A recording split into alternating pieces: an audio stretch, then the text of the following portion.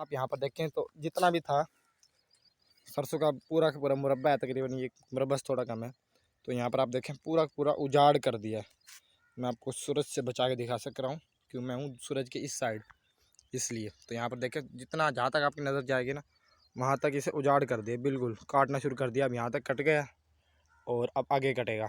आज कटा यहाँ तक, ये सारा माहौल ये देखें, ये सारा कट चुका। और इस तरफ एकदम ग्रीनरी माहौल है। यहाँ पर देखिए, यहाँ से जो लोकेशन है वो बेहतरीन आ रही है क्योंकि यहाँ से कलर चेक करें कैसा आ रहा है।